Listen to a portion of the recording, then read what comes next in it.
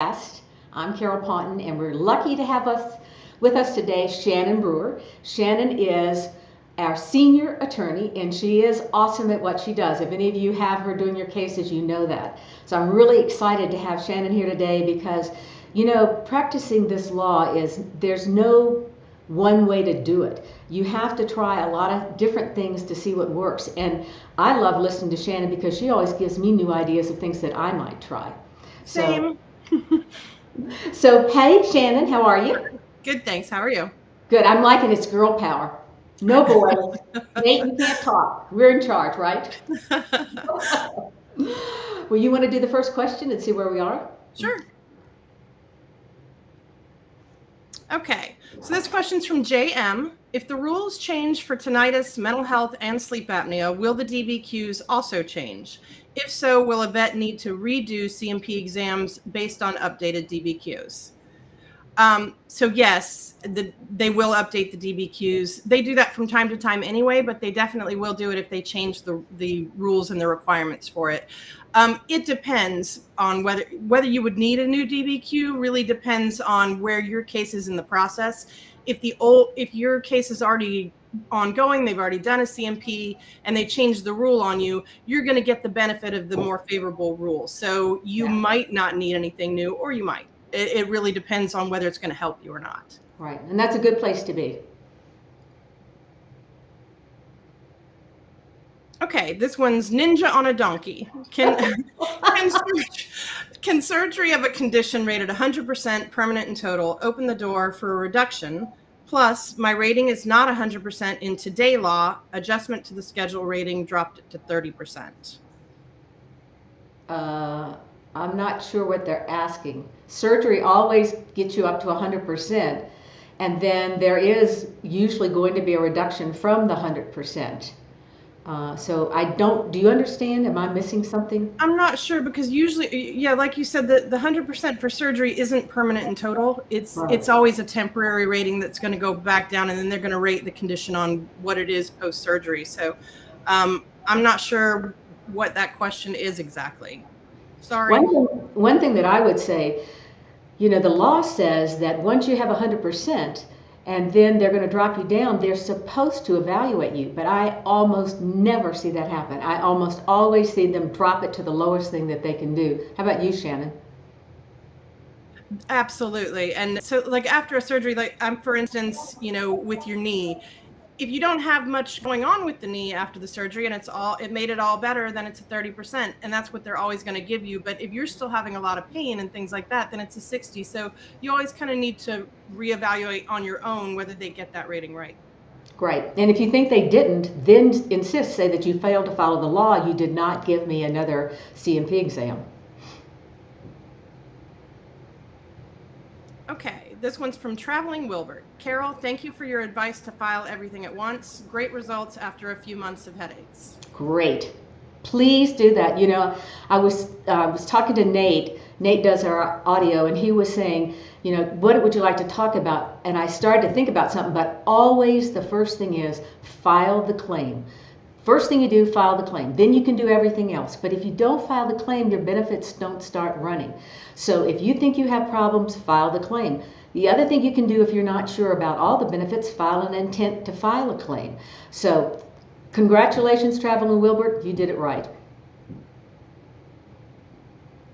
Okay, our next question's from Amici Monroe. Hello, can my VSO get copies of my CMP exams for me? Yes. And the next one's from Old Soldier.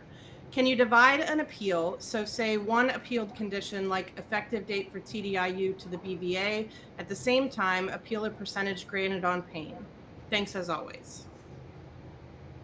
I'll just jump in on that one. Yes, that you absolutely can take the different issues different places. That's kind of one of the nice things about the AMA system. You can divide that up, and if it's something easy that you want them to fix quick, you can take it in one lane, and if it's something that's going to require evidence, you can take it in another.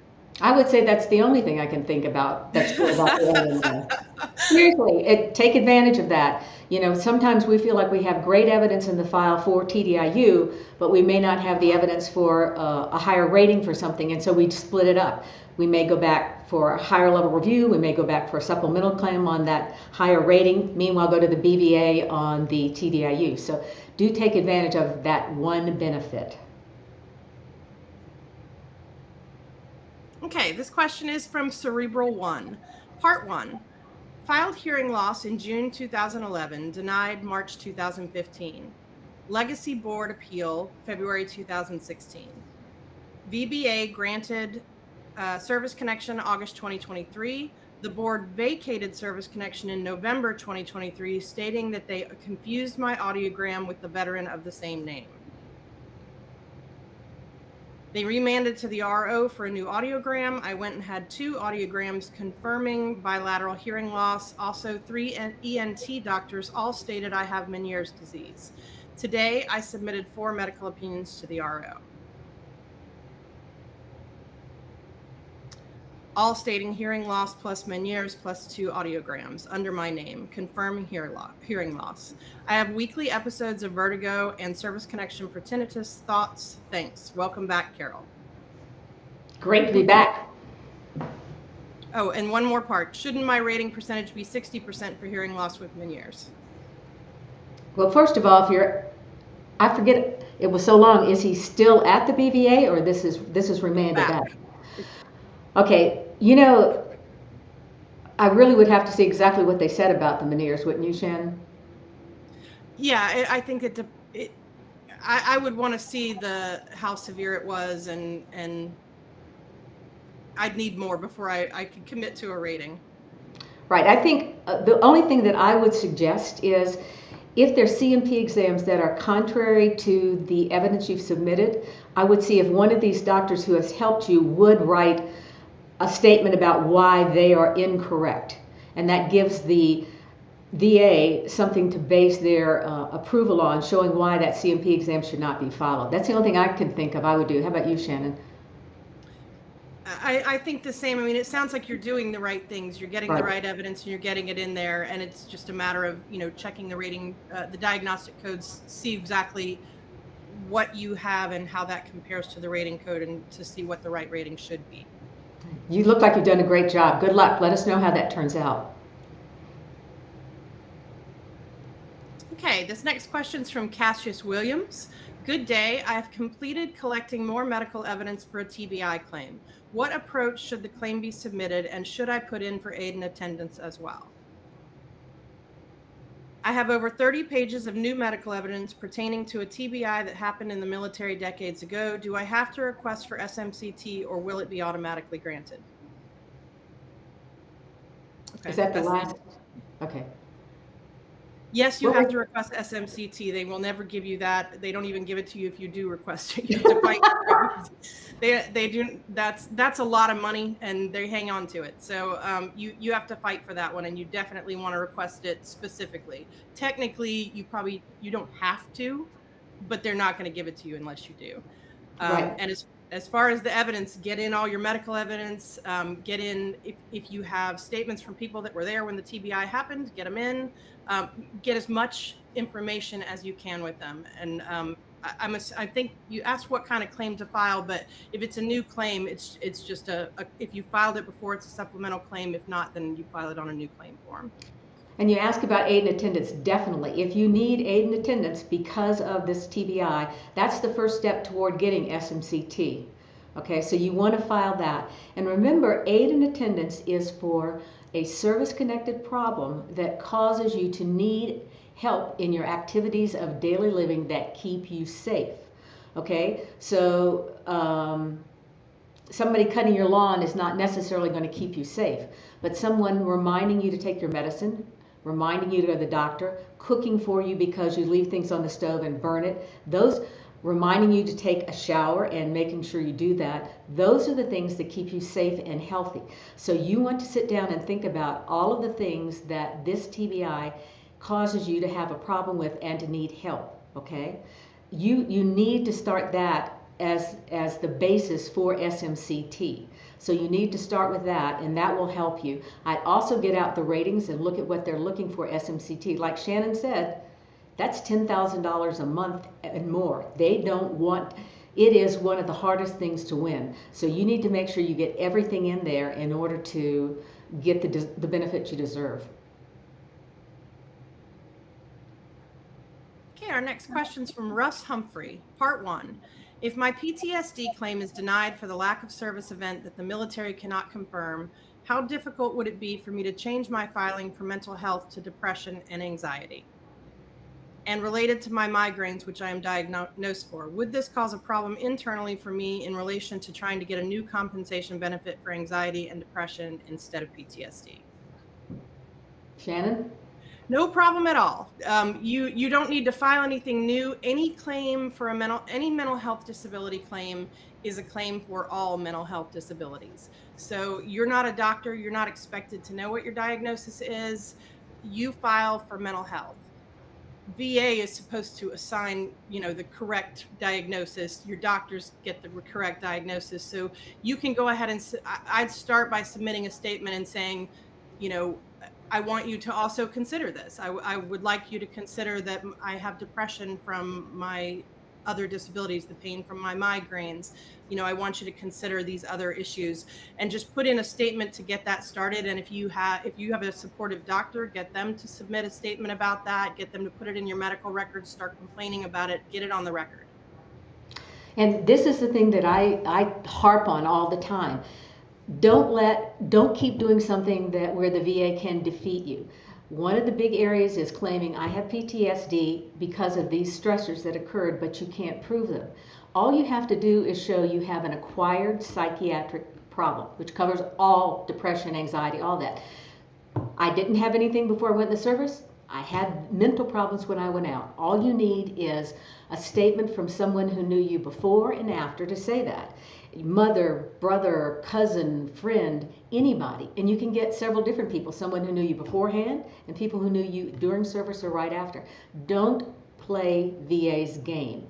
Play your own game. Acquired psychiatric disorder. That covers everything. All you have to show is no problem before, but a problem after. That's my advice on that.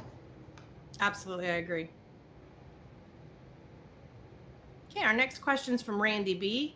Part 1. I have submitted a new claim on December 20th, 2023 for hypertension secondary to my service-connected low back and or tinnitus, and also migraines secondary to the same. I am taking medication to control the hypertension. I believe you guys said if taking medication for hypertension, it would likely be a 0% or 10% rating if Nexus is there. I don't have a migraine log per se, but I have emails to notify my manager that taking the day off due to migraines. Should I write the 4138 form and attach all the emails to it for support? Last question, I haven't received notification of CMP exams yet. Could this be due to backlog? Yeah, so yes. First, yeah. No, go ahead, girl.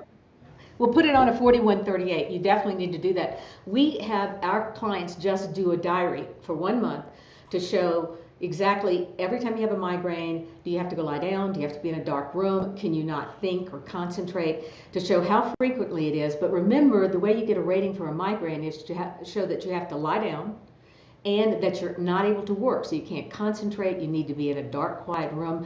Anybody who has migraines know this is what you have to do. So that's your way of proving it. I actually think sending emails to your boss is really good. That shows that you do have them in the frequency, but then and that you can't work. But you also want to be a little more detailed, and that's why I think that diary helps.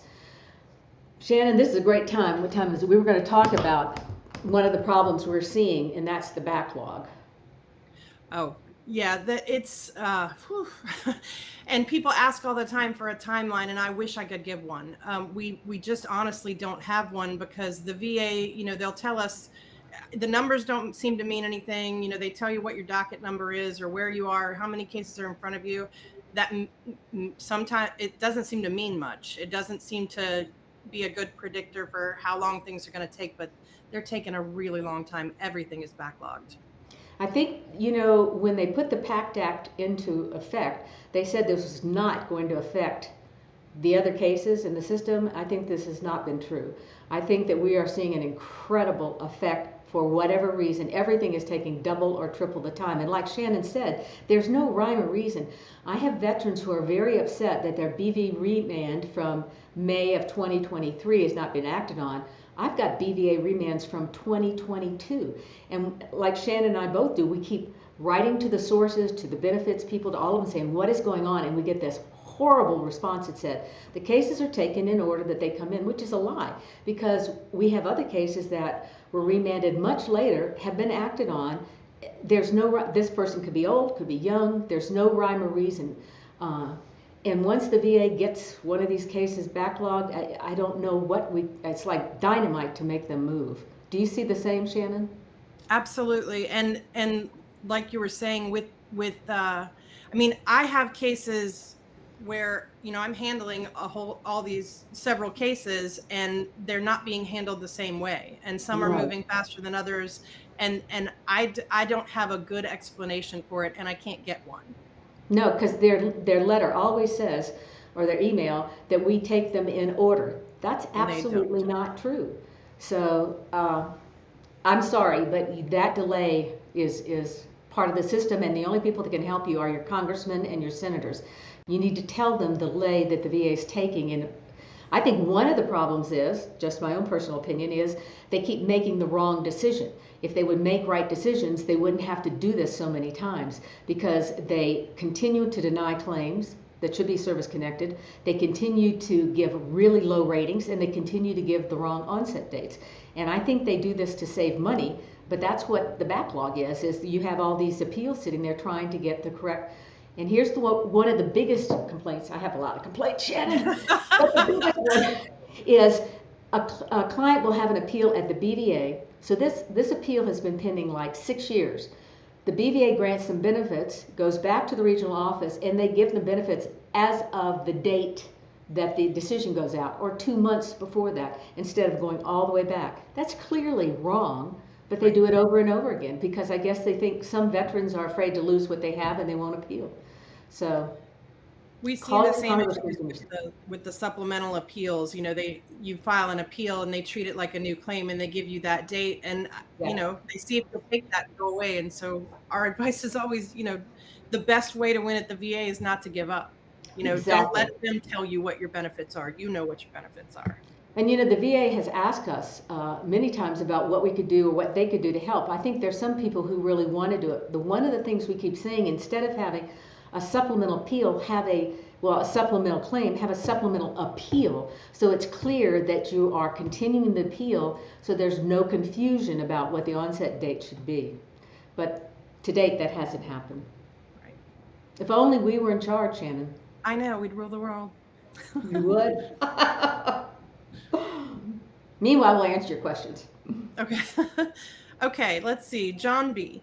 Confused here. If 100% TDIU permanent and total and file aid and attendance, is that $3,900 plus, around $3,900 plus around $4,700 equals $8,600, or $4,200? Your site says $8,600, but your calculator says $4,200. I don't know where our site says $8,600, but that's not what you get for aid and attendance plus 100%. Right. Depending on what kind of aid and attendance you're getting, there's different levels. So there's the regular aid and attendance, which is special monthly compensation L, and then it goes up from there depending on how much help you need and who's providing that help, whether it's a medical professional, whether it's somebody supervised by a medical professional. So there are additional levels, and it can go up that high. Right. But it doesn't necessarily go up that high. And if you want to point out where that is, maybe we can make that clear for you, because like Shannon says, they're both aid and attendance. One is more medically intensive, and that's why you're entitled to a much higher rating. But I guess our site is not clear, and I'd really like to clear that up. If you can let us know. Thank you. I think so currently the first level of aid and attendance, I think, adds about $350 to what the 100% rate is per month. I think it's close to 1,000, Shannon. Oh, is it? Okay. Yeah. It's been a while since I looked at it, but it's, there's different levels, so it does go up. Okay, John B. I did a claim for sleep apnea December 2023 at-home test, was evaluated January 9th, and I get my CPAP on March 5th. Since I have depression at 70%, tinnitus at 10%, GERD at 30%. Should it be inferred as service connected? No. The sleep apnea is not going to be an inferred claim, but you absolutely can file it. You just need, Exactly. some evidence showing that it's related to your service connected conditions. So you should file for all of those things. The VA it says they should do things like that for you, infer or consider SMC. They do not do that. You have to advocate for yourself. You have to tell them what you want. Okay, our next question is from Alan. Can sleep apnea be won as a secondary claim? Yes, it can. And it can be, and it's secondary to lots of different things. So, it's you just need to get a medical opinion making the connection between your service connected condition and the sleep apnea. And just as some examples, we've seen it service connected secondary to PTSD, secondary to, interestingly enough, if you have a physical disability that's causing you to not be able to exercise and you gain weight, and that's where the sleep apnea comes from, you can go that route. So there's a lot of different ways that you can get there with sleep apnea. It's Right. hard. It's Yeah. hard, but you can do it. I find that if PTSD, which is so clearly related to that, is so hard to win at the regional office, but not at the BVA. But there are a number of others where they have accepted it. So what I would do is I would figure out what your service-connected problems are, and then put in sleep apnea to see if they are related. And that would tell you all the different options you have, and file for all of them, not just one.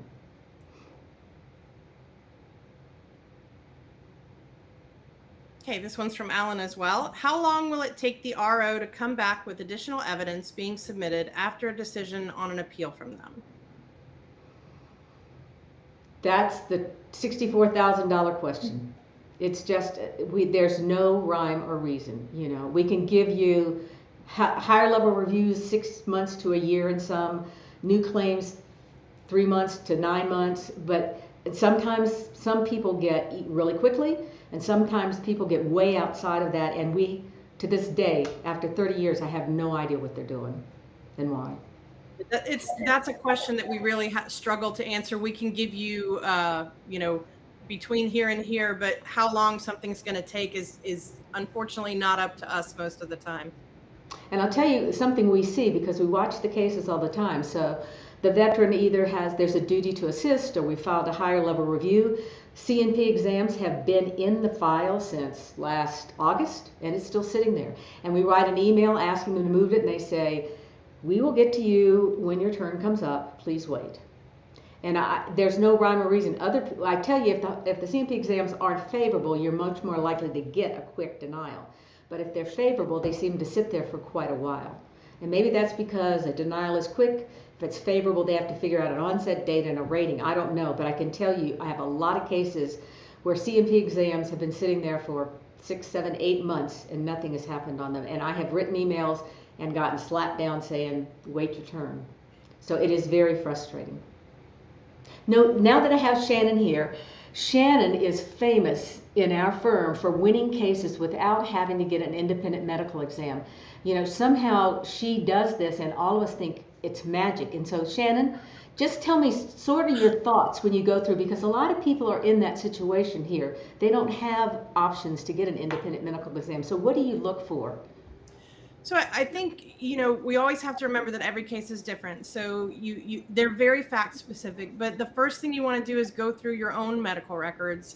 Your doctor may have already said what you need, Mm-hmm. and the VA is not going to sift through 1,200 pages of medical records unless you point something out to them. They will miss it. So a lot of times, the first thing to do is request your private medical records and your VA medical records. Go through them yourself and see, did your doctor say that your depression is caused by your pain?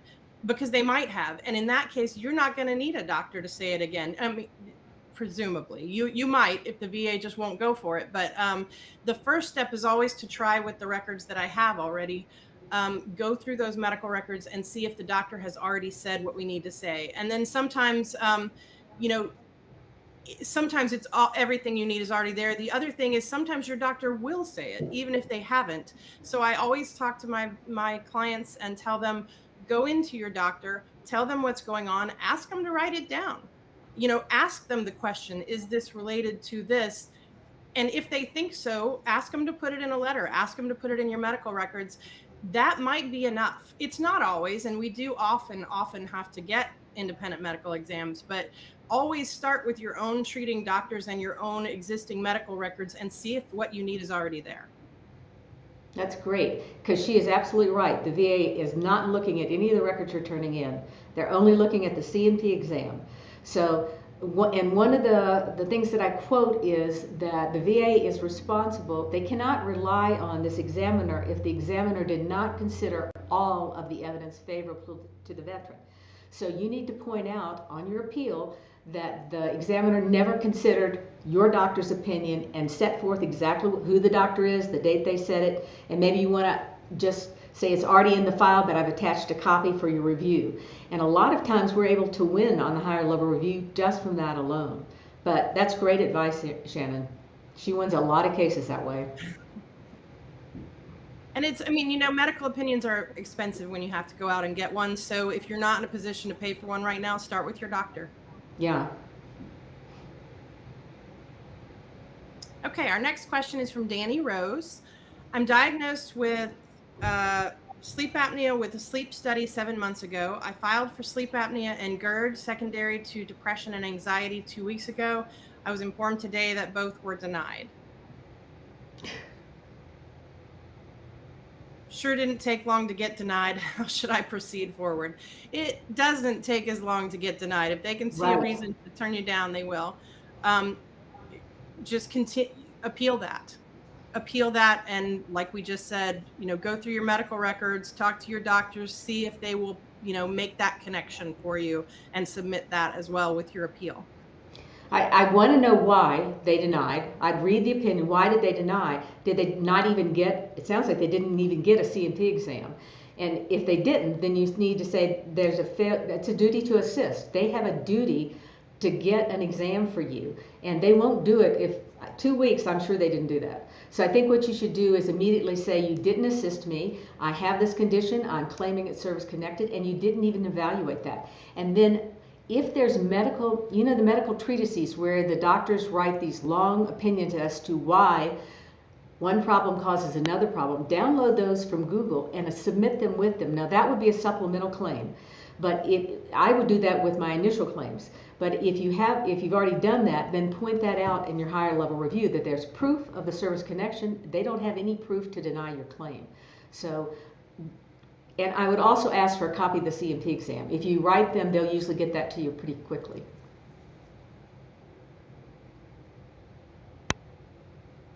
Okay, our next question is from Another Step. During my C&P exam in 2013, my examiner did an additional DBQ for a skin disability I had not claimed. She saw symptoms, asked me questions, and just did it. I found out when I got my rating for my original claim. I did nothing with it because I did not have evidence for service connection. Later, I saw everything when I requested my C-file. I have recently received another service-connected disability, PACT Act, and want to go back and claim the skin disability as secondary to this new service-connected disability. I have a recent diagnosis. The skin condition comes and goes, but that rater actually saw it in 2013. Will the VA use that DBQ from 2013? Can it, at minimum, be used as part of my evidence? All guidance appreciated. The VA probably is not going to go back through and look at that 2013 DBQ, but you absolutely can submit it and should. Right. It's any evidence that you have, you want to give to them. If you hadn't filed a claim for it, it's great that the C&P examiner did that. Actually, they don't always make that extra step. So the fact that they did it for you is great. And since there wasn't a claim filed back then, VA probably didn't look at it then. But when you go ahead and file that new claim, submit that again, or at least point it out to them. Right. The law says that if a C&P examiner sees a problem that they think is service connected, A, they're supposed to put it in the report, and B, you're supposed to be told so that you can file a claim. If you're ever told that, file the claim, because what they're saying is your claim's already proved. Just file the claim. Okay, don't ever let that get away from you. Skin problems. Here's the problem. They're supposed to take pictures, whether it's a scar or a skin problem. They don't do that. And if you have a skin problem, I think it's really important that you have somebody take a picture of it and you submit it on a 4138, and you say, here's a picture of my face, here's a picture of my left arm, here's a picture of my right arm with this skin problem. Because the way they evaluate the skin problems is what percentage of the body that's exposed, what percentage of the body overall. And the examiner can just pick less than 5%, and you don't have any way to dispute that unless you have pictures to show the difference. So with skin problems, you need to make sure that it's really, the evidence, as Shannon says, is put in so that the VA can really act on that. Often the examiners don't really say the truth, and so it's your job to make sure that that's done. Okay, our next question is JD Min 4. Trying to avoid splitting appeals between HLR and supplemental. If VA negative decision doesn't list evidence you submitted, can that be resubmitted, used as new and relevant evidence for a supplemental?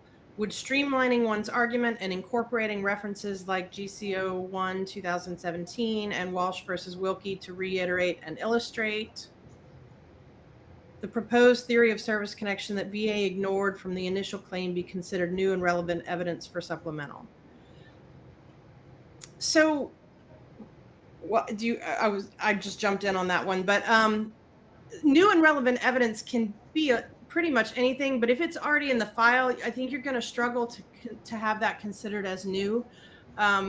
If they haven't considered it, that's more like an HLR appeal. I would think I would go through and I'd probably file that as an HLR and then submit an argument or, some kind of statement letting them know what it is I think they didn't look at. If you really want to go supplemental lane, you could submit a statement or something like that for that to be your new evidence, and then also point out the things you think they didn't see before. But I don't know that that's going to be considered new if it's already in the file. Yeah, I wouldn't take the chance. I'm with you, Shannon. I'd go to the higher level review, and this is again one of the situations where they had a duty to consider that they can't rely on a CMP examiner's opinion that didn't include everything, and they clearly didn't include. They didn't relate to it. So I think this is a perfect example of going to a higher level review, saying you're supposed to look at all the favorable evidence. You didn't do that. Here's the favorable evidence, and here's why.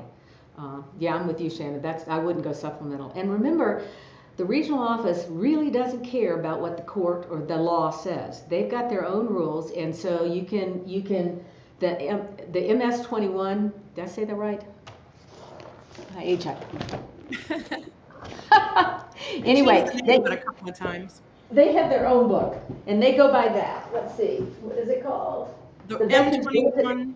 Yeah, the M21. So if you're gonna cite something, cite the M21. I wouldn't start citing court cases because I don't think they pay any attention to them, but they do pay attention to the M21.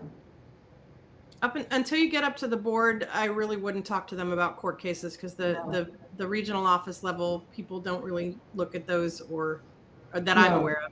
No, it's a waste of your time, I'm afraid.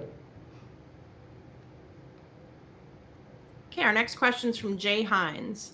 How do I appeal a denial letter that states my condition started before joining the military? Even though I have medical military in my records, is this where I need to do a higher level review?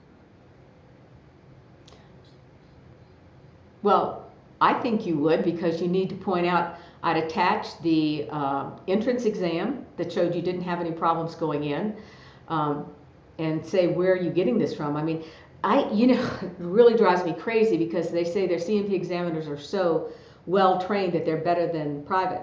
But when I look at the CMP exams and they ask for medical opinions, they are constantly, they're supposed to be, is it service connected, yes or no, or why? And they go down here to, it was not aggravated, when that really has never, that's not even an issue. So I wonder, get the CMP exam, because maybe they did that by mistake. But I think you need to show the entrance exam where there was nothing in there, but you want to look at the decision, because maybe they said, when you were evaluated on this date, you said. They can't rely on that, but at least that tells you where they're starting from. That's not, they're not allowed to rely on that. They can only rely on the entrance exam. So get that in there and then try to figure out why they did that in the first place. Anything you'd add, Shannon? No, I agree. I would want to know what it was that made them think it was pre-existing service, and that's how you attack that. I can tell you, I never used to see them check way down at the bottom on the medical opinions, it aggravated a pre-service connection disability until lately. And I am seeing it a lot when it really is not an issue. It didn't happen for service. So these people are either misled. I don't know what's going on, but that may be where they got it. So you need that CMP exam to see what they said. Okay, T. Hirsch 1, Part 1. Claim for genetic blood condition diagnosed and manifested in service after 23 years undiagnosed. Should have been service connected because it was not noted on entry, and presumption of soundness applies. I had a higher level review returned for DTO failure to get medical opinion, DTA failure to get medical opinion, even though there was a permanent and total with a favorable direct service connection and favorable findings on all the secondaries. Favorable finding on the DSC primary was then denied. Another supplemental or go directly to the board. Can we go back to the first part of that question? I got to read it again. Me too. I'm kind of lost. So my first thought is, if it's a genetic blood condition, even if it wasn't noted on entry, they may have found that there was clear and unmistakable. The presumption of sound is rebutted. It's very office level. So if I'm getting into a presumption of soundness argument, I'm typically going to want to take that to the board. So as far as where you should appeal that, it's going to be up to the board. With a genetic blood condition, I think you do have that is a hard. That's hard because if it's a congenital condition, even if it's not noted on service, they still might be able to rebut the presumption of soundness. So I would take that to the board. That's going to be a hard issue. Yeah, for them to get right. Very hard. Yeah. Oh, here's one just for Carol. Miss Carol, I just wanted to let you and Matt know that I received my 100% permanent and total. This is from LG. And I thank you both for all your help. Feels great. Learned a lot about the process doing it myself. And now I'm trying to help my dad with getting TDIU. Any advice? He is currently 90%. Does he need to see a career counselor? Thank you again. Oh, that's great. Congratulations. We are really happy for you. For getting his dad TDIU, well, basically, if he has a 90% rating, they should have considered him for TDIU, and I want to know why they denied him. Remember, he can't be working. Sometimes people think you can't. You can't be working unless you are working and making under, say, $13,000 a year, or you have a lot of accommodations from your job, like you've worked there for years, so they let you go home anytime you want. You can lie down on the job, things that they would not hire somebody else to do a job like that. But otherwise, I would think, once again, I would use Shannon's route. I would take any of his doctors and say, because of his mental health, because of his PTSD, he can't work because he can't deal with people or whatever. If you can get a statement like that, that would be the easiest way for him to get 100%. What would you do, Shannon? I agree. Once they get up to 90, once you're up to 90%, you're so close that it sometimes feels a little easier to get unemployability then, because the VA, I don't know if they just didn't look at the issue and that's why they haven't granted it, or if they've actually denied unemployability. If they denied it, then you want the more evidence. You want to talk to his doctor. You want to, if he has worked anytime recently, maybe talk to coworkers or former employers, find out why it didn't work out, get a statement from him about why it didn't work out, and submit that. If they haven't considered unemployability, sometimes it's just a matter of filling out the form. The 8940 form is the VA unemployability form.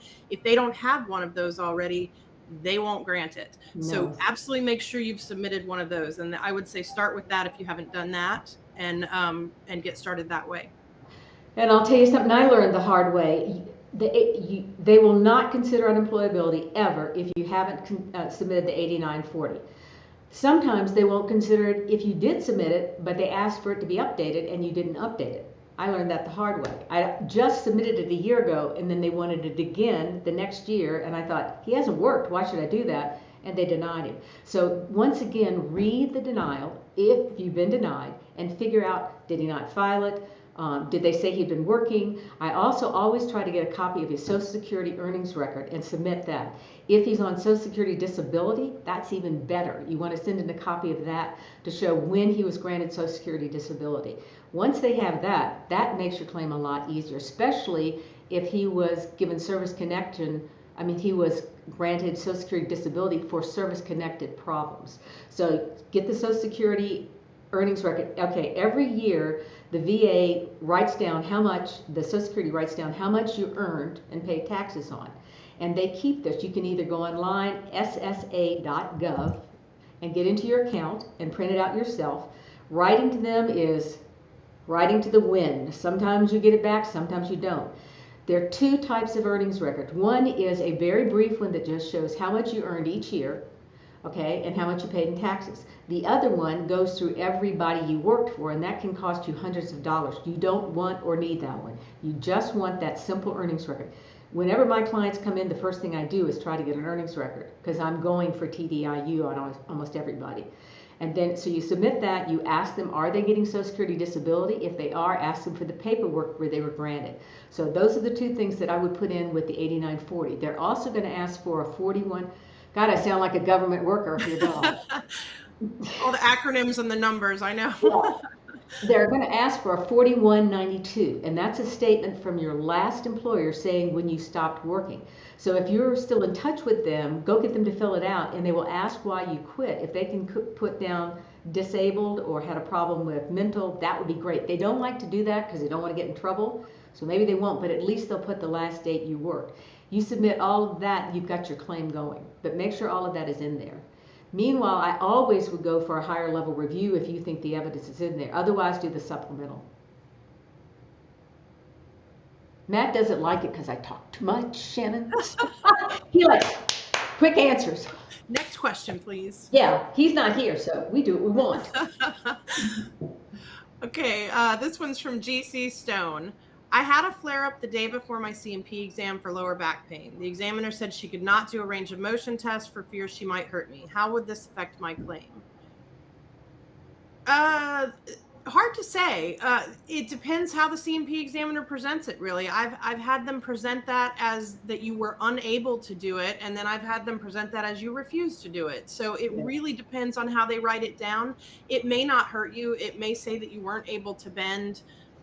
It also depends on this, if this is for an increased rating or if this is just to stay where you are or if this is a new claim. You may end up having to do another one, but it's it may not hurt you. I would want to get a copy of it and see what it said before I was worried about it. Agreed. Okay, this question's from Ranger 175. It's of 3. I'm not sure if this is part of a question, but maybe it's one of 3. I filed a claim for thyroid nodular disease for service connection with one of the reasons under the Camp Lejeune water contamination. It went to the board and was denied. Because the BVA stated they couldn't grant under the Camp Lejeune because it was not one of the listed conditions. It was remanded and denied for no nexus. If at some point the VA adds this as one of the conditions, would I file a supplemental claim at that time? And would the effective date go back to the date of the original claim or the date the supplemental claim if this scenario happened? So if you decide you're not going to continue to appeal this, I mean, I'm not saying you couldn't appeal this. You could maybe get a medical opinion and look at that issue if it's connected. I don't know off the top of my head about that, what your condition is. But we lost Carol. If you decide not to continue to appeal it at this time, yes, you would file a supplemental claim to reopen it later. And the effective date would not go back to the date of the original claim. It's only going to go back. It's only going to go to the date of the new claim that you file. Again, that's if you decide not to appeal this denial, because you're still in there. You still could appeal this denial and work on it that way. But if they add it later and you end up having to file a new claim at some point, they're not going to go all the way back. Yeah, remember, a lot of problems that people have from being at Camp Lejeune are not presumptive. But if there is evidence to show that these are very likely related to the contaminated water, then you need to get a medical opinion that connects the two. I would not, if this is a serious problem for you, and thyroid can be a very serious problem, then I would not give this up. And I want to say something about thyroids, because I've had clients who get a 0 rating for their thyroid, but they're not pointing out the problems. Thyroid can cause incredible emotional, memory, concentration problems. It really messes with your brain. It can make you fatigued, exhausted. So a thyroid is just not having to take a little medicine. It can be a number of things.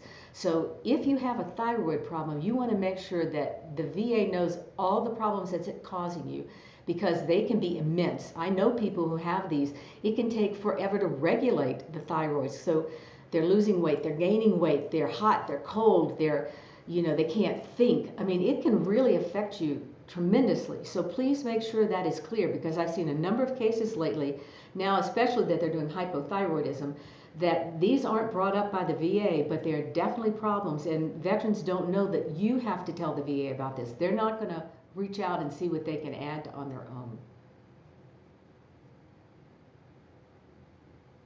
Okay, our next question is from Ms. Ambiguity.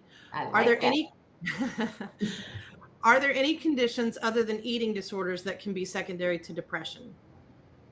I'm trying to think of some off my head. I'm going to say yes, absolutely there are. I'm trying to think of something off the top of my head and having trouble. Me too, but I think you're right. I think there definitely are, but I'm kind of reaching at this point, which. Well, we say sleep apnea, right? Right. Secondary to depression causing weight gain and causing problems that way. I have actually seen a couple of cases where the medication someone was taking for depression caused some other issues as well. Exactly. So it's erectile dysfunction. There's another one, very common. Yeah. So there are. Shannon, I got a medical opinion I was looking at yesterday, and we had been having trouble with erectile dysfunction. It clearly is related to depression, to the medication you take for depression, and they were denying that for a while, and now I'm seeing that kind of a standard thing they're listing as causing that. So there's another thing secondary to depression. Anything else you can think of? I can't off the top of my head, but yes, there are. And so if you have a condition that you think might be related, look into it. Talk to your doctor. Ask them if it's related. It could be. Or go to Google and say depression and whatever the condition is. I mean, that's a really quick and great answer to your case. And usually when you do that, it also brings up the medical opinions that connect those two and why. Mm-hmm. Okay, this is Ms. Ambiguity again. For an increased rating, is that a supplemental claim? No, it's a new claim. When you're filing for an increased rating, you're asking for something you haven't asked for before. So it's a 526. Mm-hmm.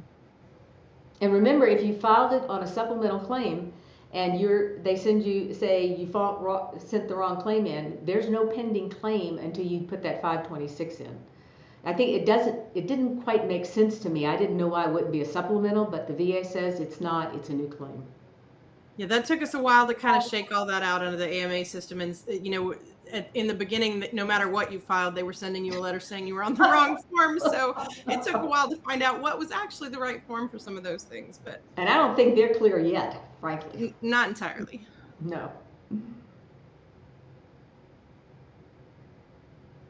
Okay, happiness. Hubby is currently 70% TBI and PTSD. We're fighting for 100% due to severe dissociating episodes. Opinion on HLR, then supplemental again when new rating criteria takes effect. A dissociative is 100%. Mm-hmm. With these rating criteria, the ones we've got now. Right. So I would definitely say just you keep appealing it. Work on you may want another medical opinion. You may want make sure you're getting that documented in his medical records that he's having those episodes. Sometimes you go in and you write them a statement about it and they say, well, it's not in the records. So make sure you're getting that in the records, but and do the statements, one from you, one from him, get all of that in there. And I don't know that it matters which kind of appeal you file at this point, because you don't need to stall and wait for the new rating criteria. You should already be there. Just keep appealing it. Keep that open. And if your doctor has said that, I would definitely point that out and attach that to it. But I think, like Shannon says, it's really helpful to have you describe what you see when he has those episodes, and if he can say what he's going through when he has them, that's really good, because general terms like disassociative don't really touch somebody, but when you can describe exactly what happens, I think they can see that this is legitimate. So if you haven't done that, I'm kind of like you, Shannon. I think maybe I would do a supplemental to make sure that's in there. If you've already put that in there, then I definitely go to a higher level review and point that out, that they didn't consider all of this. But Shannon is so right that your own doctor, if they have said that and you point that out, that's a key to winning. Okay, this one is BK2RS4814. I tried to make it into a word, but I couldn't do it. Okay, the question is VBA appeal for sleep apnea secondary to PTSD 4 months in. Can maybe get medical opinion for sleep apnea secondary to sinusitis and rhinitis. Should I withdraw and submit new claim? No. No, don't do that. I'm almost never going to tell you to let anything go. It's just submit a statement and tell them, I want you to also consider this. You don't have to withdraw that. When you file a claim for a condition, you're filing for anything that could be causing that condition. And so you just want to keep that open, and then put in your new evidence and put in your new theories, but you don't want to lose that effective date. And always do whatever you can to glom it in to the existing appeal or claim that you have going. Don't try to start over. That you lose your date that way. And I know the VA hates me, because I will get a denial for sleep apnea secondary to PTSD, and then I'll say duty to assist because they failure to consider his service-connected sinusitis and rhinitis, and then they have to give you a C&P exam for that. So yep. No, never withdraw on something that's a valid claim. Okay, this one is MNL Phil 84. My wife had her C&P for her severe eczema. She's a Gulf War vet. The doctor, who had bad reviews in Google from Orlando and moved to South Florida, diagnosed her as being okay and should reduce her from 10% to 0% when she clearly had episodes during checkup. How can we get rid of these bad raters? One thing I know you can do. Oh, I'm sorry. No, there's more. And is this considered failure to assist? We appealed this, but we want the fastest route. Help, and thank you so much. First of all, I would write and point out that how the Google reviews he has and how bad he is, but I also write to the VA. I don't know who the head of the VA is, but I have found that a number of the C&P examiners have been knocked out because of complaints of things just like this. But this is, once again, if you have pictures are going to prove this guy is lying, or this woman is, whoever it was lying. So I would make sure I have pictures, put it on a 4138, say what part of the body it is, submit it and say this is what the doctor was looking at but said there was no problem. I want another C&P exam because this one was inaccurate and inadequate. Don't keep the appeal going. That's what I do. What would you do, Shannon? You want to go? Where is he? He can file an HLR, I think. Nate, can you go back, make sure that he can file on? So it looks like, yeah, this was the next one. So you get right to get rid of them, but if you haven't gotten a decision, then I can put all this in. You can put this in right now. If you've got a decision, file a higher level review and allege all of that, plus send in pictures, okay? But all of you can help get rid of some of these people by writing to the medical side. I'd call your local VA and say, who is in charge of these C&P examiners? Who's in charge of the VA medical? And I want to be able to write them a letter. Give me their email address, give me their whatever, and they will give that to you. And if enough people write, they're going to get rid of these people. Not writing is what keeps these people there. Unfortunately, I have seen a lot of examiners who are really good, who just don't seem to be used a lot by the VA. When they are not good, when they are bad for veterans, they seem to keep them around. So only you can help us get rid of these people. And remember that you're not stuck with what they said. You can always submit a statement and say, they asked me this question, I said this answer, and then they checked this box, and that's not what I said. And you can still submit a statement saying what actually happened, you're not stuck with their words. So just make sure you look at those reports and see what they said about you, and make sure you correct it if it's wrong. Every CMP exam we get, we send to the veteran and we ask them to read it. And if they feel it's not right, we ask them to tell us why it's not right. And we do a statement for them to sign and submit and ask for a new CMP exam. One of the areas we see consistently wrong is voiding problems. How often you go to the bathroom. The veteran will say, I have to go every hour, and they will check every 3 to 4 hours. I have to change my pads 4 times a day, and they'll check 2 to 4.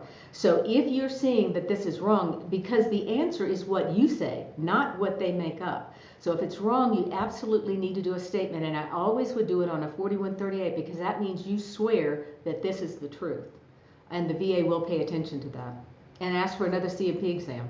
And what I've told my clients lately is, if this has happened to you and you go into that CMP exam, I would tell that examiner that you filed a complaint against the last examiner because they did not truthfully put down what was going on. And so you have written to them, voiding, I go to the bathroom this often, so that I'm giving this to you so you know what we discussed here. Or if it's eczema, here's a picture, and I'm going to turn this into the VA. Here's a picture of what my wife looks like right now. So that's another way that you can keep this from happening to you.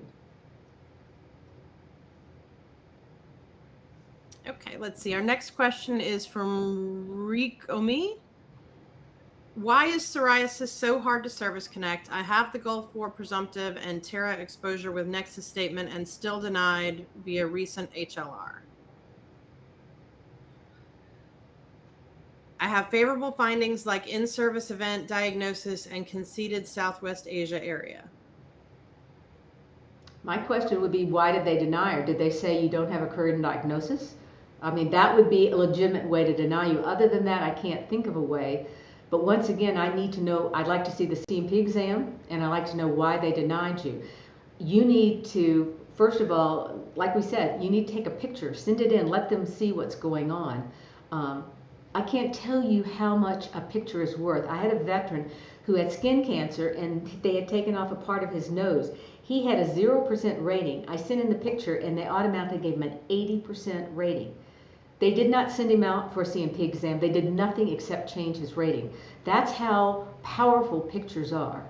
So I don't know if you've done that, but that would be the other thing I'd recommend. Shannon, anything you'd add? No, the first thing I always want to know is why did they deny it? Because that's I mean, it might be something simple that they're not understanding or seeing about your case. So, you can once you know why they're denying, and they're supposed to give you that reason in your rating decision, you're going to have a better time of fighting that. One of the other reasons it may not be related to this, but my veteran was filing for service connection. It was like for depression secondary to their service-connected knee, and they were denied because it was not related to Terra, to a toxic problem. And it's like some of these examiners really don't know what they're doing, and that's why you need to see the CMP exam.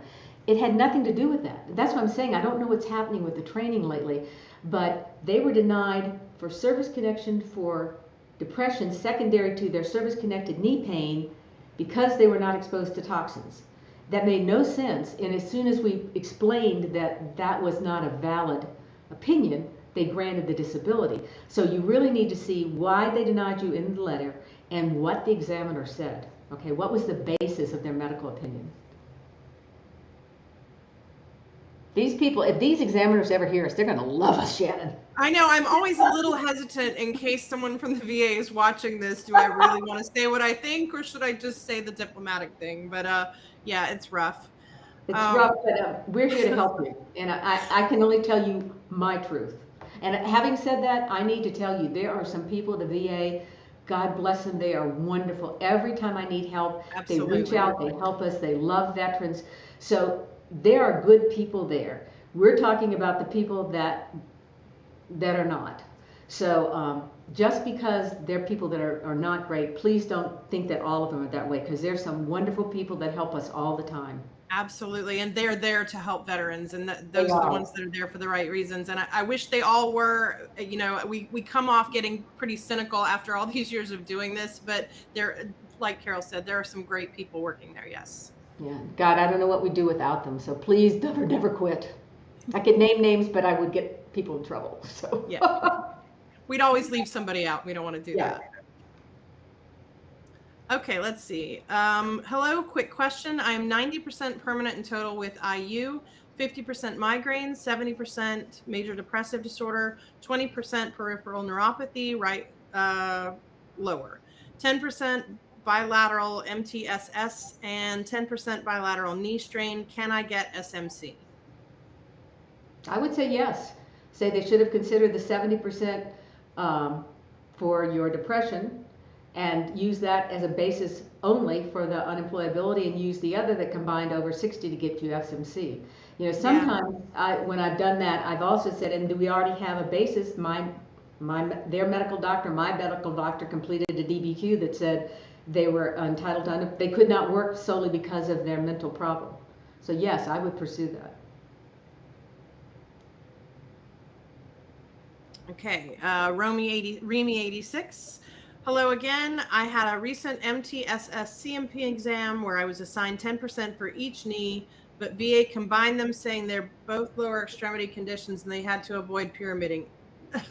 No, I'm already like red flag. It's possible to have these conditions listed as separate conditions, MTSS knee strains. Knees should be rated separately. I can't think of any reason you'd put the left and right knee together and say that's one condition.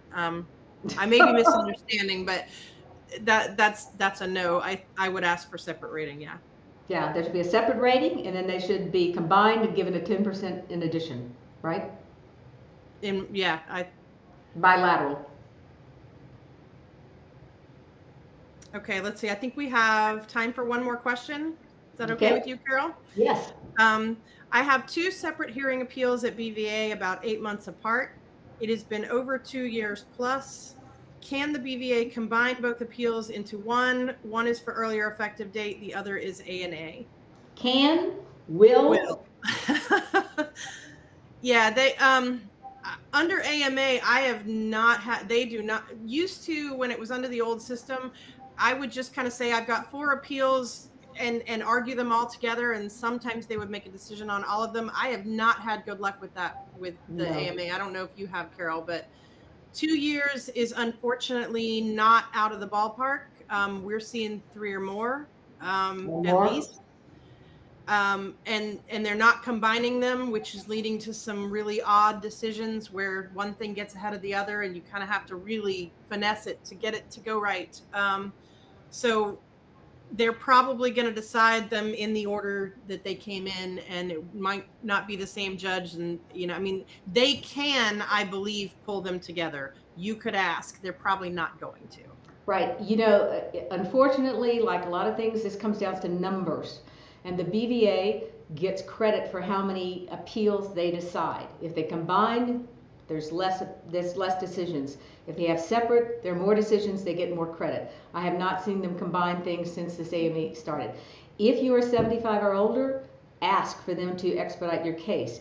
If you are evicted, foreclosed, lights cut off, if you have a Purple Heart, ask them to expedite your case. If you're terminally ill, you can ask them to expedite your case. Anything else you can think of that? I've had elderly mothers who are taking care of their younger disabled service-connected sons and saying, first of all, they're supporting them. They're 70 years old. They're supporting them physically and mentally and financially. Can you please expedite? They've done that. If there's situations like that, sometimes you can get the VA to advance on the docket. So if you fall into those, never don't use one of those. You may turn 75. If you do, send it in then. That's a motion to advance on the docket. And it never hurts to ask. I mean, they might not say yes for the reason that you asked to expedite, but they might. It's worth a try. Paint a picture. Tug on their heartstrings. Some of them may have that. I don't know. It has been great. We're so happy to be back. Thanks for putting the questions in, and Shannon, it was great to be with you. Thanks, Carol. Y'all have